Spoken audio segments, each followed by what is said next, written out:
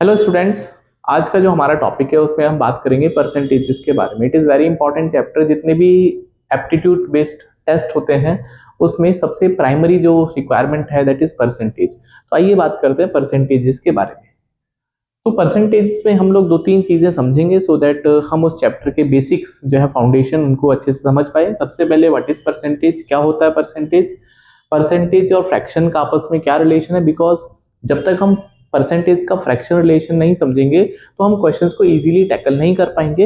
It is easy कि हम questions को सॉल्व करें with in time limit. It is not like कि हमको क्वेश्चन को बहुत देर में सॉल्व करना है। हमारा टारगेट ये होना चाहिए when we are taking the examination कि हमको जल्दी सॉल्व करना चाहिए। तो I tell you the tips and the tricks to solve the question faster. And successive percentages क्या होता है और उसके कुछ मिसलेनियस टाइप्स होते हैं, right.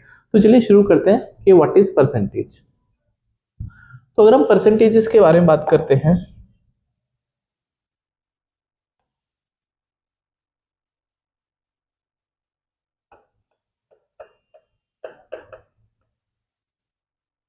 Percentage is the study of,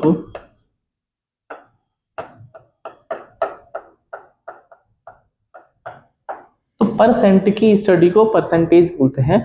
तो नेक्स्ट क्वेश्चन है कि सर फिर परसेंट क्या होता है, व्हाट इज परसेंट।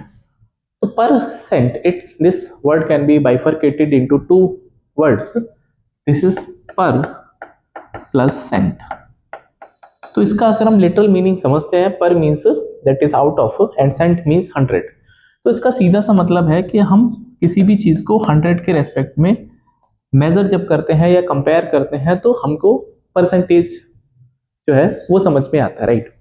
तो सेंट क्यों, क्योंकि सेंट एक करेंसी का यूनिट है। अगर हम फॉरेन में बात करते हैं डॉलर्स के रेस्पेक्ट में, तो 1/100 part of a dollar is known as the Saint.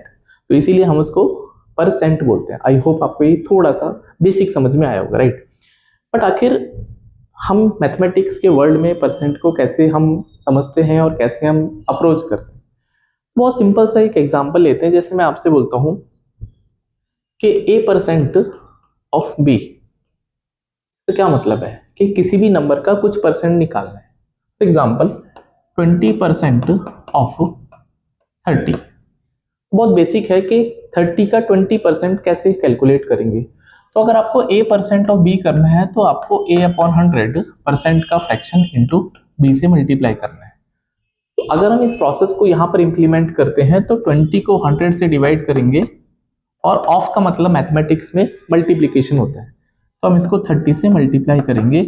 After solution you will be getting 6। मतलब 20% ऑफ 30 जो है वो 6 होता है। आप ये भी बोल सकते हैं 6 जो है 30 का 20% है। आई होप इट इज क्लियर। तो आप सबसे पहले आपको ये चीज समझनी है कि किसी भी नंबर का अगर हमको परसेंटेज कैलकुलेट करना है, a% ऑफ b का मतलब है a को 100 से डिवाइड करिए और मल्टीप्लाई करिए उस नंबर से जिसका हमको परसेंटेज कैलकुलेट करना है। एक और एग्जांपल समझते हैं। 45% ऑफ 70, हमको 70 का 45% निकालना है। तो हम क्या करेंगे, 45 को डिवाइड करेंगे 100 से और 70 से मल्टीप्लाई करेंगे। तो इसका सोल्यूशन कितना आएगा, तो ये 0 से 0 कैंसिल आउट हो जाएगा एंड 7 5 35, 3 कैरी है, 7 4 28 प्लस 1 31 डिवाइड बाई 10, तो 31.5। I hope this clear, right. तो हमको ये समझ में आता है कि हमने कैसे एक नंबर का परसेंटेज, कोई भी परसेंटेज आपको दे सकता है तो हम इजीली सॉल्व कर सकते हैं, राइट। चलिए आगे बढ़ते हैं। तो नेक्स्ट है आपके पास परसेंट और फ्रैक्शन। हम कैसे एक परसेंट को फ्रैक्शन में कन्वर्ट कर सकते हैं या फिर एक फ्रैक्शन को परसेंट में कन्वर्ट कर सकते हैं। तो एज वी नो कि अगर हम एक सर्कल ड्रॉ करते हैं और इसका अगर मैं एरिया कैलकुलेट करना चाहता हूं तो आप ये बोलोगे सर जो इसका एरिया अगर आएगा, this area is actually representing the 100% part. This area is actually representing the 100% part. और इन टर्म्स ऑफ काउंटिंग की बात करेंगे तो ये एक वन सर्कल है। तो 100% कोई भी जो चीज है वो वन को रिप्रेजेंट करती है, राइट। अब हमने क्या किया, इस सर्कल के दो टुकड़े कर दिए।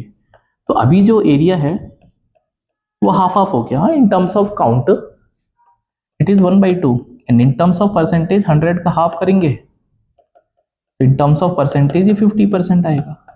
तो व्हाट आई कैन से कि हम परसेंट का फ्रैक्शन और फ्रैक्शन का परसेंट इजीली कन्वर्ट कर सकते हैं। तो क्या इसके लिए थंब रूल है, उस पर बात करते हैं। तो अगर आपके पास कोई भी परसेंट है एंड अगर आप उसको फ्रैक्शन में कन्वर्ट करना चाहते हैं, तो उसके लिए सिंपल सा रूल है कि परसेंट का फ्रैक्शन करना है तो आपको डिवाइड करना है 100 से।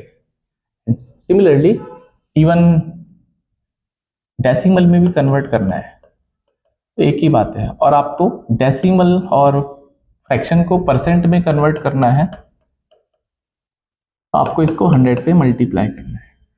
तो ये एक बेसिक थंब रूल है अगर आप परसेंट का फ्रैक्शन या फिर vice versa we want to get back to the percent. For example we have 20%, तो 20% का फ्रैक्शन कितना होगा, right? I want to convert it into fraction, तो हम क्या करेंगे, 20 को 100 से डिवाइड करेंगे। तो जब आप डिवाइड करोगे तो this is coming out to be 1/5।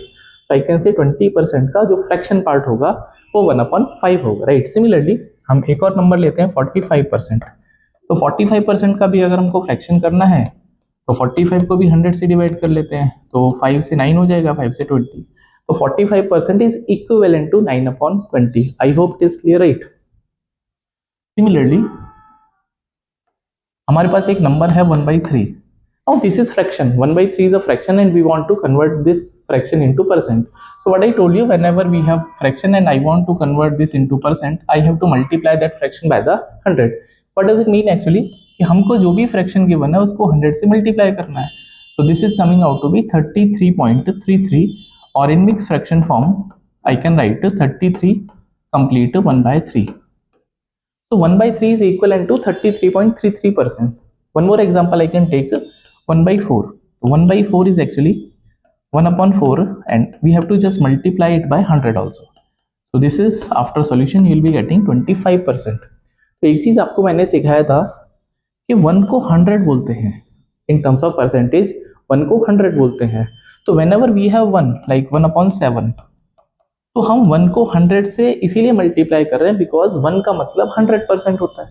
तो रादर देन हम इसको ऐसे समझें तो आप इसको ऐसे भी समझ सकते हैं, 100 को आपको 7 से डिवाइड करना है इन टर्म्स ऑफ परसेंट। तो जब आप 100 को 7 से डिवाइड करेंगे तो after division you will be getting 14 7 या 98, तो 14 to by 7%।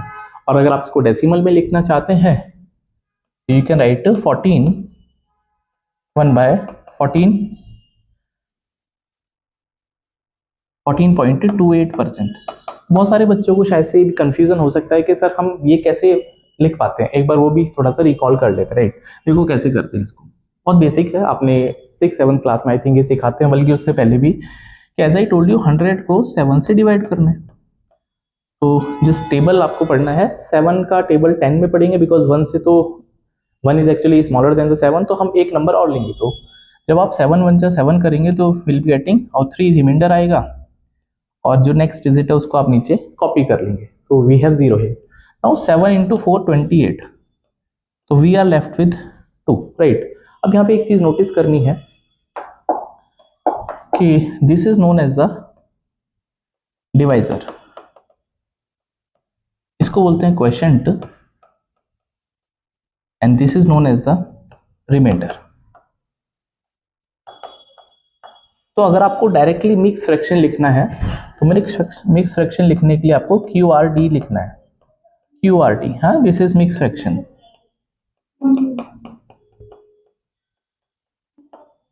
तो Q means quotient, R for remainder and D for divisor, right?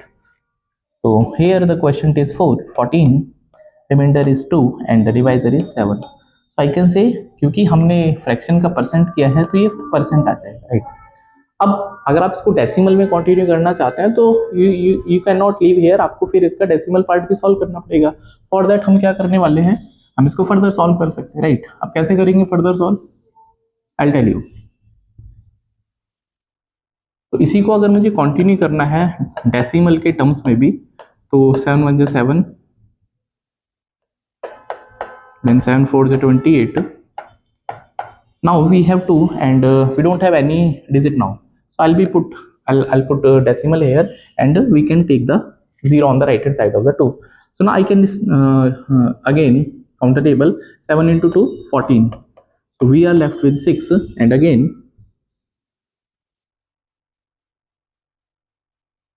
You have already a decimal, so you can put one more zero on the right hand side of the 6. So 7 is the 56. So we have 14.28. So that's why I have written directly 14 by 7 in terms of mixed fraction or 14.28%. I hope it is clear, right? तो जब आप exam hall में होते हैं तो you are not suppose to do the things like that. कुछ memory based चीजें हैं जो कि आपको हमेशा एज देती हैं दूसरे बच्चों से जब आप एग्जाम में बैठे होते हैं या फिर जब आप एग्जाम लिख रहे होते हैं।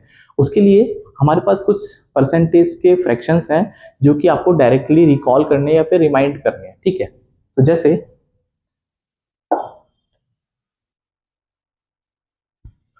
एज आई टोल्ड यू 1 का मतलब है 100%। ठीक है, आपको थोड़ा सा इनको लर्न करना पड़ेगा, ठीक है। तो अगर हम 1 को 2 से डिवाइड करेंगे तो एक्चुअली में हम 100 को 2 से डिवाइड कर रहे हैं तो हमारे पास 50% आएगा। अगर हम 1 को 3 से डिवाइड करते हैं इसका मतलब आपको 100 को 3 से डिवाइड करना है। So this is coming out to be 33.33%। और in terms of mix fraction this is 33 ये जो एक्सरसाइज है आप खुद से कर सकते हैं, ठीक है। सिमिलरली 1/4 अगर मैं लिखूंगा तो 1 का मतलब 100 है एंड इसको 4 से डिवाइड करेंगे तो ये आफ्टर डिवीजन 25 1/5 100/5 तो ये आपको 20% मिलेगा। एंड 1/6 अगेन 1 को आपको 100 अज्यूम करना है एंड डिवाइड बाई 6 तो 16.66%। और I can say 16 2/3%, right. Similarly 1/7 so just now I told you 1/7 is 14.28 or in mixed fraction I can write 14 2/7%.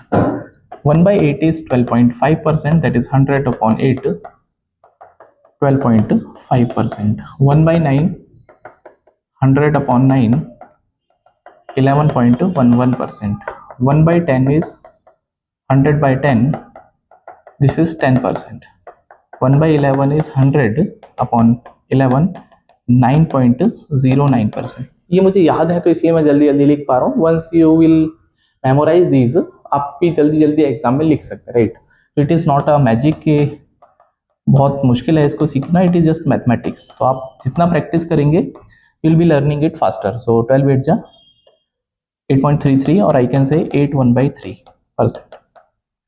1/13 is 100/7, sorry 100/13 तो 7.69%, right. Then 1/15 is 6.66% or 6 2/3%. 1/16 is 6.25% or 6 1/4%. 1/17 is 5.88% and उसके बाद 1/25% है। 1/25 is 4%, that is 100 को आपको 25 से divide करना है, ठीक है। And 1/50 is 2% and finally 1/100 is 1%, right. So we have started with 1 and we have ended on 1/100. So these are some basic percentages जिनका फ्रैक्शन आपको you have to just memorize so that आपका exam में time waste ना हो, you can utilize your time in the smart manner, right. तो next class में फिर हम इसके आगे की चीज़ों को समझेंगे। Thank you for the day and see you.